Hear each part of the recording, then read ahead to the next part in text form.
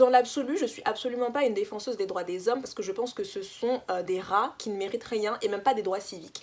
Mais les hommes fictifs, en revanche, eux méritent tout.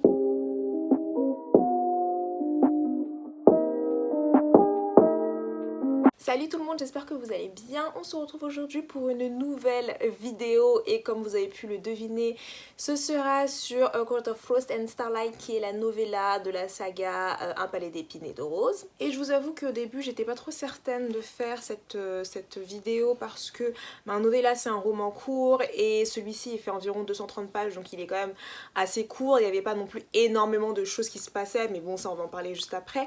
Et donc j'ai hésité mais en fait finalement je pouvais pas l'intégrer à ma vidéo sur Un palais de cendres et de ruines parce que cette vidéo était déjà super longue. Ma vidéo sur AquaSF sera encore plus longue mais du coup j'ai quand même décidé de lui dédier une vidéo et en plus de ça je me suis dit que c'était le moment ou jamais. J'avais noté tout ce que j'avais pensé du livre etc, même si là ça commence quand même à remonter un petit peu. Je me suis dit il fallait faire cette vidéo pendant que c'était encore plus ou moins frais dans ma tête. Donc il s'agit d'un novella qui est un roman court qui fait suite à Un palais de cendres et de ruines et en fait dans ce tome on suit un peu tous les personnages après la guerre avec Hybern, donc qu'ils ont remporté, comment est-ce qu'ils se reconstruisent peu à peu après la guerre, comment est-ce que leur vie va évoluer etc. Et en fait ça prend place pendant les vacances de Noël, donc c'est un peu un holiday book, enfin ça fait un peu l'ambiance, il neige etc, donc ça fait un peu penser à Noël, ils font des repas de Noël, ils s'offrent des cadeaux etc.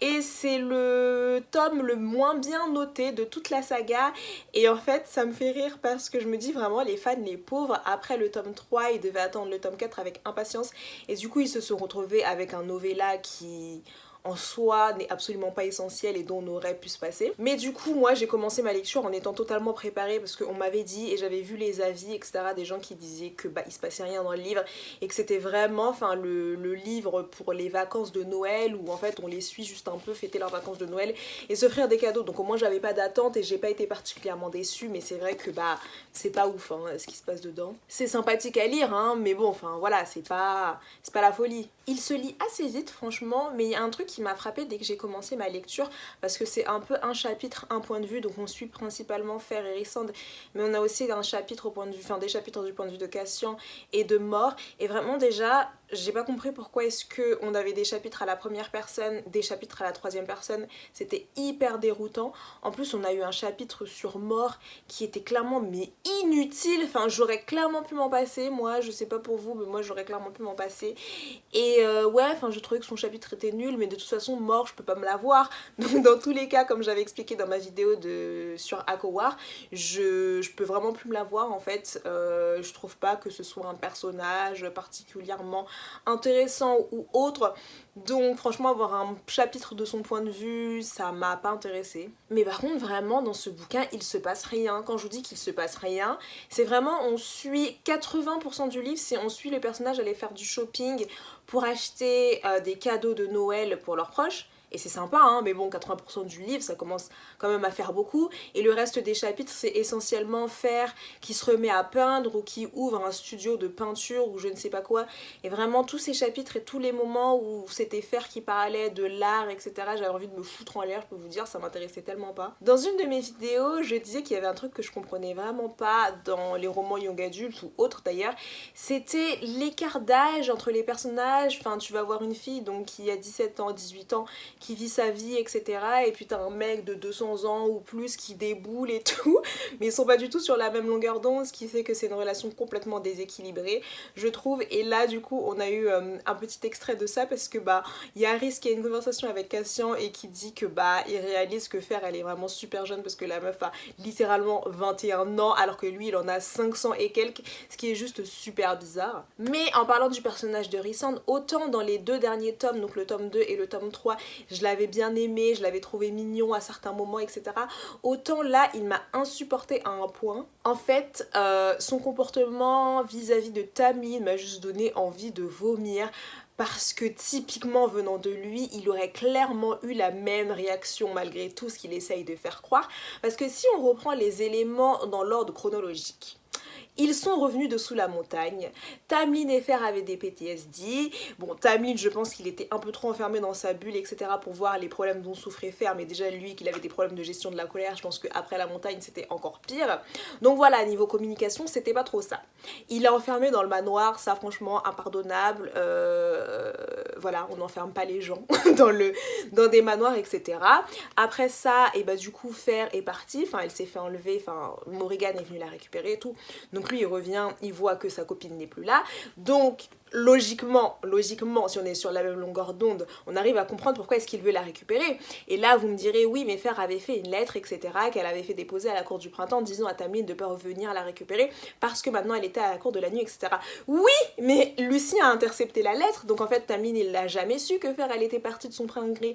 Donc comment est-ce qu'il pouvait le savoir? Il ne pouvait pas le savoir. Donc étant donné qu'il était désespéré et que personne ne pouvait l'aider à rompre le lien qu'il y avait entre Rhysand et Fer, qu'est-ce qu'il a fait? Il a fait une alliance improbable avec le roi d'Hybern. C'était pas une chose à faire, franchement c'est complètement débile d'avoir fait ça, mais après comme il l'avait expliqué, il aurait cherché un moyen de se dépatouiller de l'alliance parce qu'il avait pas du tout envie de s'allier au roi d'Hybern. Je n'excuse pas totalement ses actions parce que je pense qu'elles étaient quand même motivées par énormément de possessivité, mais je pense qu'il aimait beaucoup Fer quand même, qu'il était totalement amoureux de Fer, ce qui explique pourquoi est-ce qu'il a fait ce qu'il a fait. Donc jusque là, Fer revient à la cour du printemps, mais lui il sait pas qu'en fait c'est une espionne, etc. Que Rhys c'est son âme sœur, qu'elle est totalement amoureuse de lui, et finalement il lui met totalement à l'envers. Donc j'arrive à comprendre qu'il pète totalement les plombs, surtout que après bon il s'est passé ce qui s'est passé au meeting des High Lords, c'était hyper savage, moi j'ai trouvé ça super drôle, mais c'était pas un truc à faire, enfin il est vraiment passé pour un rageux, mais il me semble après quand même qu'il leur a sauvé la mise 2 fois et les autres rien à foutre. Le pardon, non, il pensait non c'est pas possible, alors qu'en soi s'il n'était pas intervenu elle se serait fait bouffer par les chiens du roi d'Hybern et elle serait morte. En plus il a fait gagner du temps à Azriel et Elaine quand ils sont allés la récupérer, et il a également accepté de donner un peu de ses pouvoirs pour ressusciter Rhys alors qu'il était absolument pas obligé de le faire, et s'il l'avait pas fait Rhys serait resté mort. Donc même si ça n'excuse pas tout, je pense quand même que vers la fin il a fait preuve de bonne foi. Donc je comprends vraiment pas toute la haine autour de ce personnage parce que comme je l'ai dit, je trouve que c'est vraiment de la haine gratuite parce que Sarah J. Maas a décidé totalement de retourner sa veste et de faire passer Tamlin pour le grand méchant, mais à un point où ça devient ridicule en fait, enfin c'est vraiment hyper manichéen je trouve. Et donc le fait que Rhys se ramène à la cour du printemps et qu'il trouve Tamlin totalement en PLS, il a absolument personne, il se nourrit même plus, et même dans cette situation là il a même pas une once de pitié en fait, une once de décence et de compassion, et il se met à l'insulter dans tous les sens. Enfin vraiment moi ça l'a pas fait avec moi. Au bout d'un moment stop, enfin stop, trouver un nouveau méchant, à la limite introduire un nouveau méchant, mais là ça devient ridicule et ça suffit. Le mec est déjà à terre et toi tu viens, tu lui fourres ton bonheur sous le nez pour l'enfoncer encore plus 6 pieds sous terre. Vraiment le comportement mature d'un homme de 500 ans.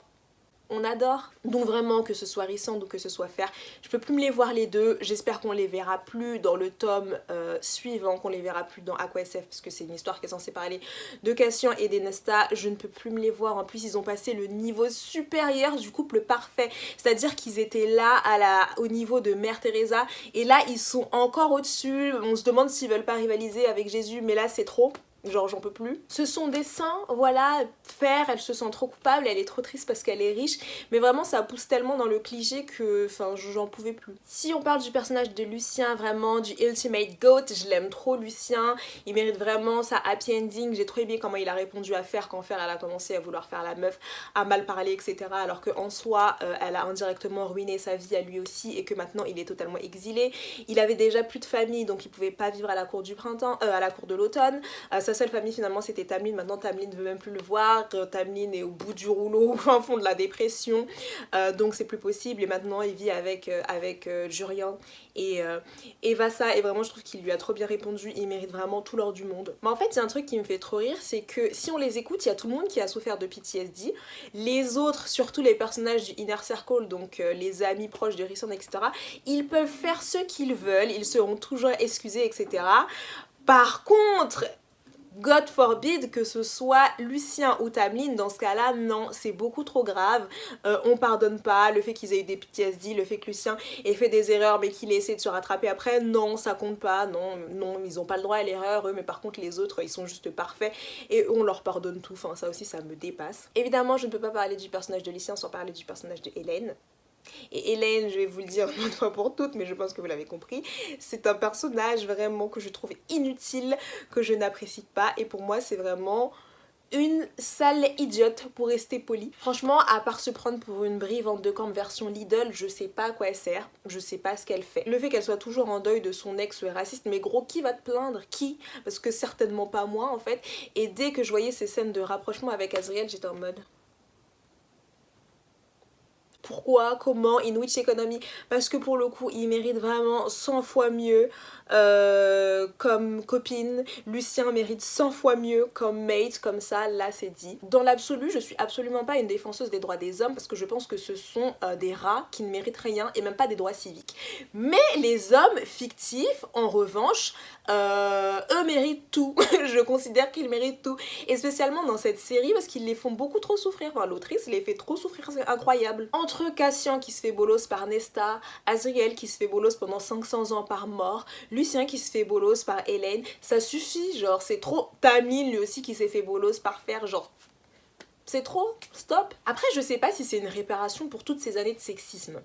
Probablement, vous me direz. Mais là, on arrive à un point, c'est grave. Enfin, ils méritent pas ça, les pauvres. J'ai fait un petit peu le tour des personnages et du coup, c'est le moment de parler du personnage de Nesta parce qu'on apprend dans ce tome qu'en fait, Nesta, elle n'habite pas du tout avec le Inner Circle, qu'elle ne les voit plus, en fait, qu'elle a son appartement en périphérie et que, en fait, elle fait que boire et se taper tout ce qui bouge.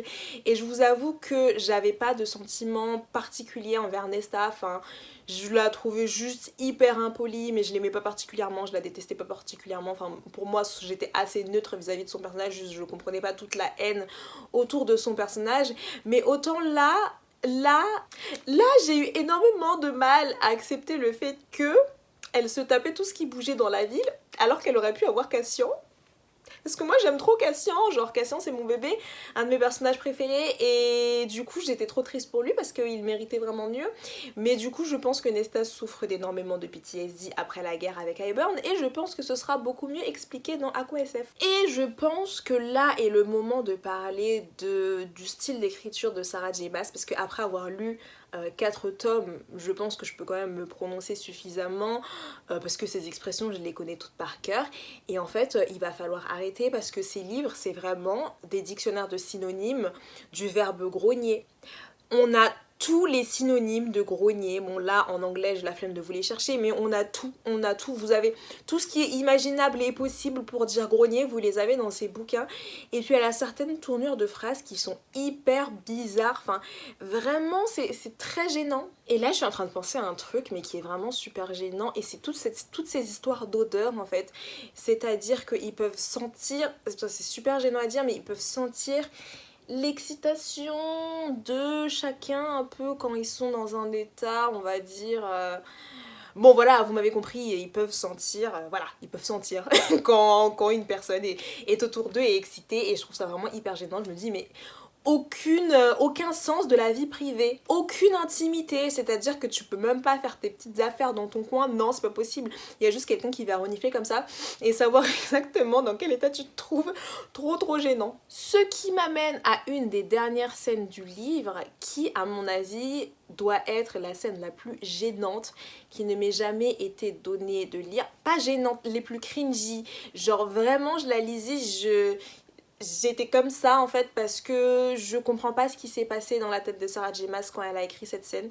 Je sais pas pourquoi, comment, dans quelles circonstances, je comprends pas. Mais en fait c'est la scène où Fer et Rhysand sont à leur cabine là dans la montagne et voilà ils sont en train de faire ce qu'ils sont en train de faire.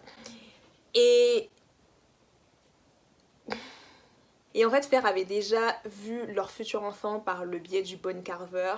Et là, elle leur envoie une image de leur futur fils. Et il se passe ce qu'il se passe. C'est-à-dire que Rhysand, voilà, à l'image de son futur fils, fini, voilà, c'est dit. Et comment vous dire... je comprends pas pourquoi est-ce qu'elle a écrit ça, je comprends pas, non, franchement, j'ai lu ça, j'étais en mode, mais appelez la police, enfin, New York unité spéciale de protection des victimes, parce que là, ça ne va pas du tout, enfin, vous pouvez pas écrire ce genre de choses, madame, mais vraiment, je suis vraiment très curieuse de savoir ce qui s'est passé dans sa tête au moment d'écrire cette scène, parce que je sais pas si c'était censé être érotique ou pas, mais ça l'est absolument pas, et c'est très très bizarre, genre vraiment très très bizarre. Anyway, c'est tout pour cette vidéo. Franchement, ce tome était pas ouf, mais c'était un tome de transition, on va dire. Il se passe pas grand chose, mais c'est court, ça se lit vite, voilà. Et ils font essentiellement du shopping, bon. On a un petit peu du foreshadowing pour ce qui va se passer dans les prochains tomes, donc au moins ça, c'est cool. Mais voilà, c'est tout ce qui se passe essentiellement. N'hésitez pas à me dire en commentaire si vous avez lu ce tome, ce que vous en avez pensé, si vous avez aimé ou pas, pour qu'on puisse échanger en commentaire. Et puis, si cette vidéo vous a plu, n'hésitez pas à liker, commenter et partager.